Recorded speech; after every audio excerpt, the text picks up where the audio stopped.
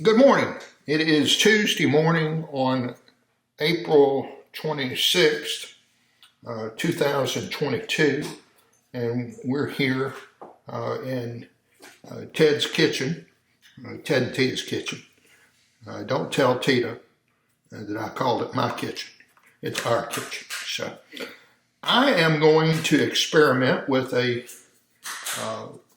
marinara sauce. And wanted to give it a little try. Most of the ones that I've seen are calling for a lot of onion, lots of onion, and I don't particularly care a whole lot for onion. So I'm going to do it with some other ingredients, and maybe we can get something. Never have liked onions. And don't want any onions in my diet. Probably need to put some there. Some people say that it's a thing that actually can help you with a variety of ailments. But we're going to use a homemade concoction of a whole bunch of spices here.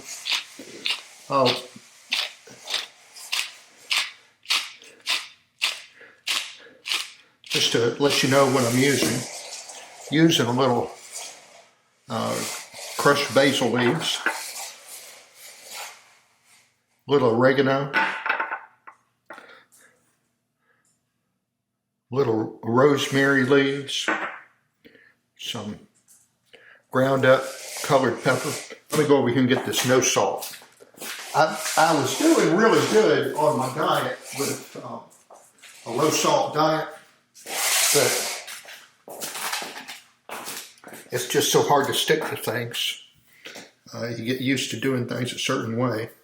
So I'm going to put that in there and pretend it's real salt.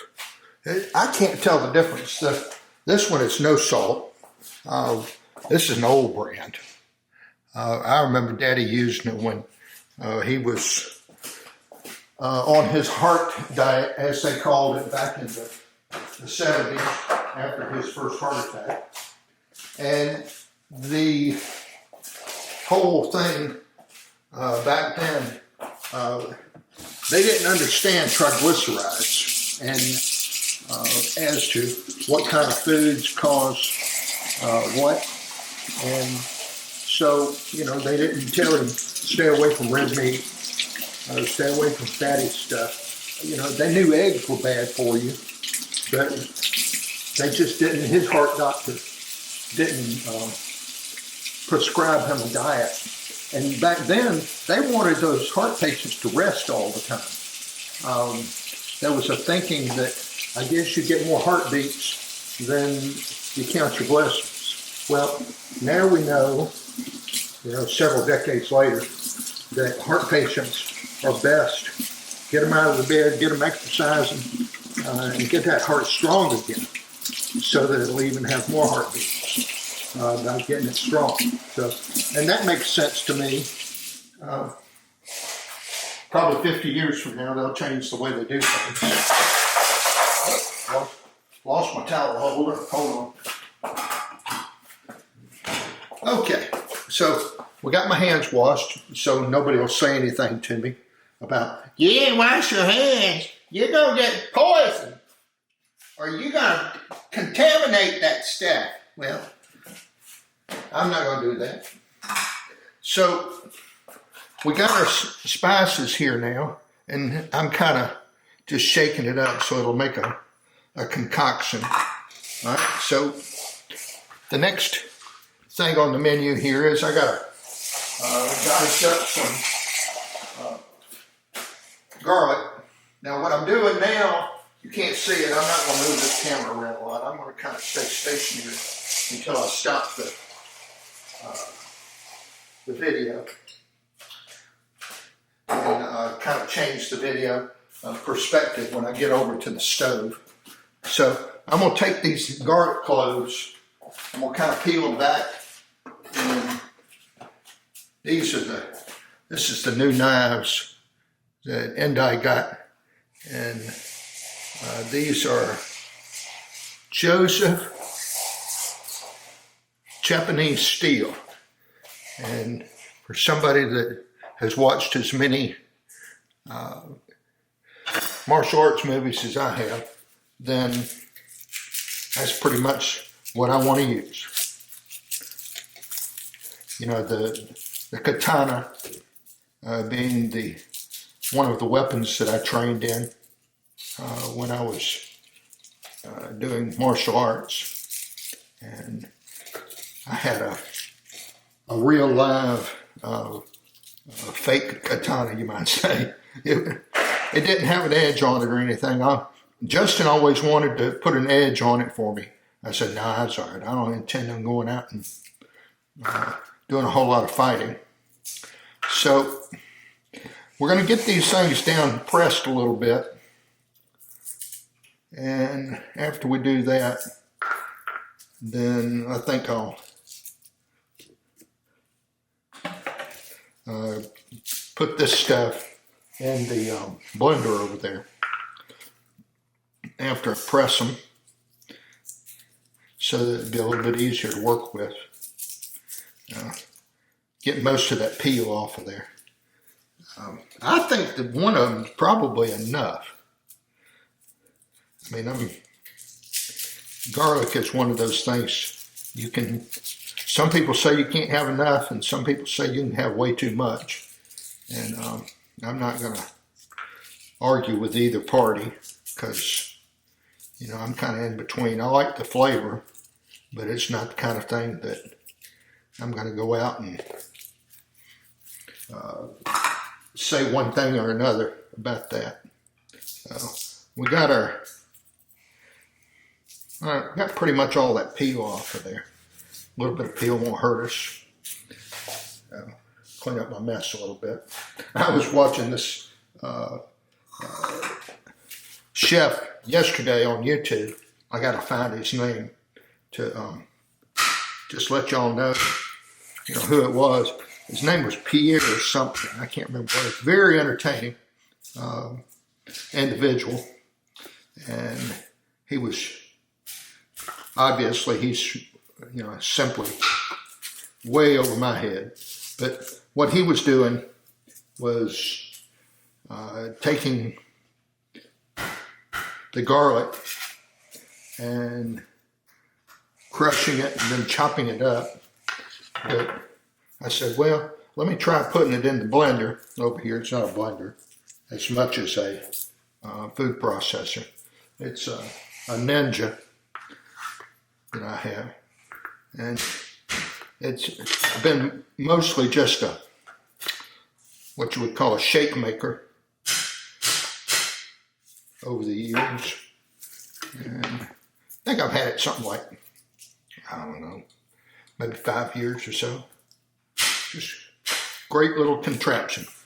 Now, if you had smell-o-vision, you would smell it, and some people would say, "Ooh, that's strong." Well, it might be a little strong, but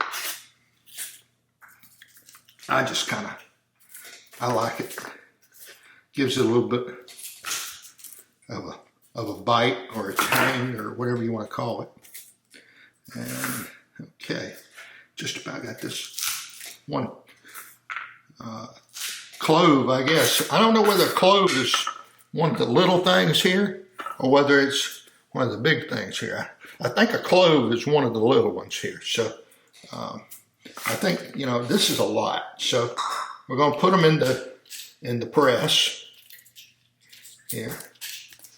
Give this thing a whirl. And I bought this. Holy cow.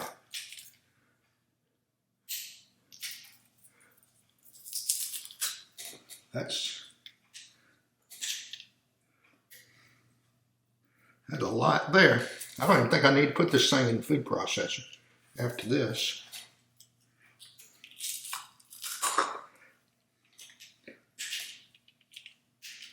So,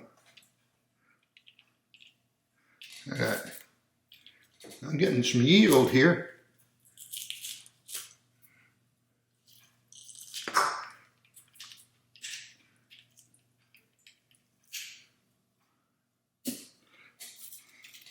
It's very aromatic right now. So I got the olive oil starting in the pan now. And it's starting to pop a little bit. So let's go this way.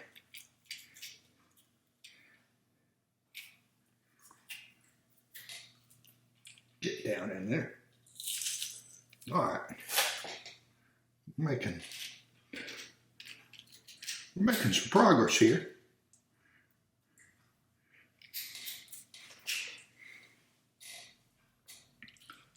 So I'm kind of hoping that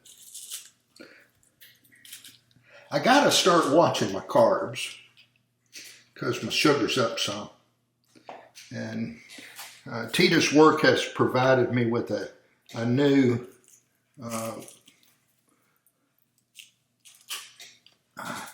blood sugar monitor that's pretty technologically advanced. And I would go so far to say that I think that it probably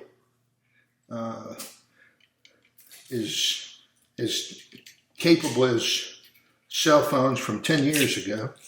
I know that, that's a long time ago as far as technology goes, but it's still pretty good. Here we go. I can tell you, these things make a mess. So I'm gonna try half that way. I'm gonna do the other half here in the blender real quick. I don't know whether you can see me over there or not. Yeah, you can see my body. I don't know if you can see what I'm doing, but I'm taking the top off of the blender, putting the rest of these cloves in there, and I'm gonna compare, maybe put a little water in there, just so it'll have something to work with. Not much. Then I'm gonna fire this Ninja. And I don't know if you've heard these things before, but it's like the end of the world. You don't expect it. All right, here we go. We're gonna do this real quick.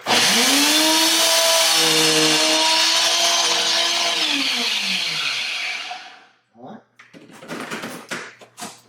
I gotta say,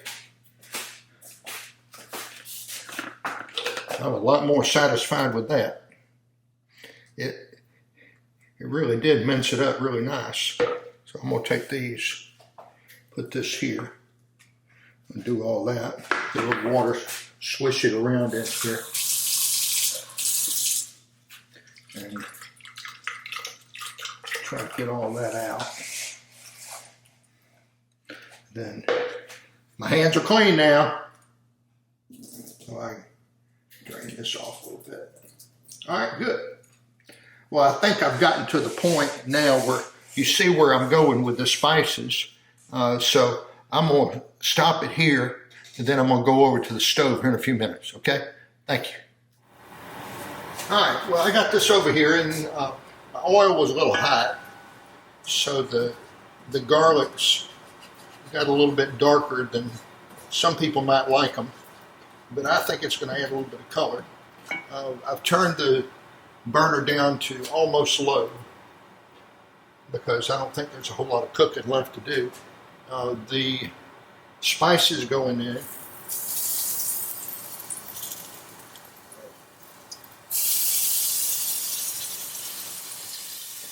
All that. And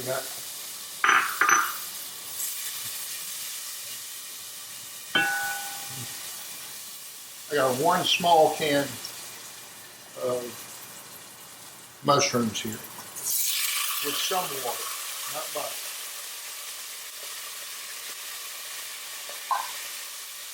So we're going to take the mushrooms and roll them around in the spices and the garlic.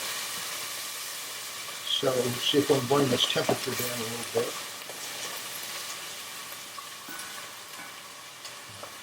There. Turn the fan off now. It's probably pretty loud down on the camera. All right, I got one can of diced tomatoes basil, garlic, and oregano, procured from Aldi, which is pretty much our go-to place for shopping these days. 1 can of diced tomatoes, fire roasted, and it's got a little bit of black in it too.